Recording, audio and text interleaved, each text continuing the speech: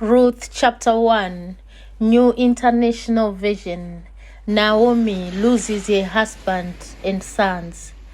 In the days when the judges ruled, there was a famine in the land. So a man from Bethlehem in Judah, together with his wife and 2 sons, went to live for a while in the country of Moab. The man's name was Elimelech.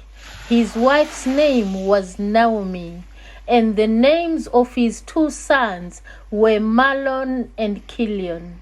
They were Ephrathites from Bethlehem, Judah, and they went to Moab and lived there. Now Elimelech, Naomi's husband, died, and she was left with 2 sons. They married Moabite women, one named Orpah and the other Ruth. After they had lived there about 10 years, both Mahlon and Chilion also died, and Naomi was left without her 2 sons and husband. Naomi and Ruth returned to Bethlehem. When Naomi heard in Moab that the Lord had come to the aid of his people by providing food for them, she and her daughters-in-law prepared to return home from there. With her 2 daughters-in-law, she left the place where she had been living and set out on the road that would take them back to the land of Judah. Then Naomi said to her 2 daughters-in-law, "Go back, each of you, to your mother's home. May the Lord show you kindness, as you have shown kindness to your dead husbands and to me.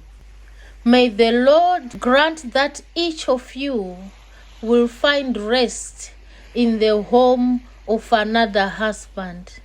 Then she kissed them goodbye, and they wept aloud and said to her, "We will go back with you to your people." But Naomi said, "Remember home, my daughters. Why would you come with me? Am I going to have any more sons who would become your husbands? Return home, my daughters. I am too old to have another husband. Even if I thought there was still hope for me, even if I had a husband tonight and then gave birth to sons, would you wait until they grew up? Would you remain unmarried for them? No, my daughters, it is more bitter for me than for you, because the Lord's hand has turned against me." At this they wept aloud. Then Orpah kissed her mother-in-law goodbye, but Ruth clung to her. "Look," said Naomi, "your sister-in-law is going back to her people and her gods. Go back with her." But Ruth replied, "Don't urge me to leave you or to turn back from you. Where you go, I will go, and where you stay, I will stay. Your people will be my people, and your God my God. Where you die, I will die, and there I will be buried.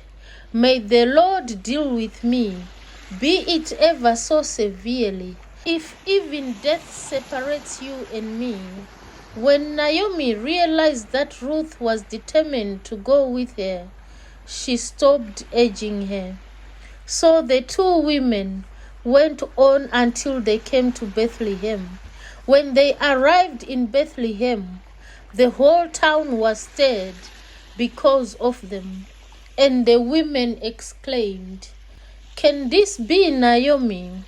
"Don't call me Naomi," she told them. "Call me Mara, because the Almighty has made my life very bitter. I went away full, but the Lord has brought me back empty. Why call me Naomi? The Lord has afflicted me. The Almighty has brought misfortune upon me. So Naomi returned from Moab, accompanied by Ruth the Moabite, her daughter-in-law, arriving in Bethlehem as the barley harvest was beginning. Here ends the word for today. We are richly blessed indeed.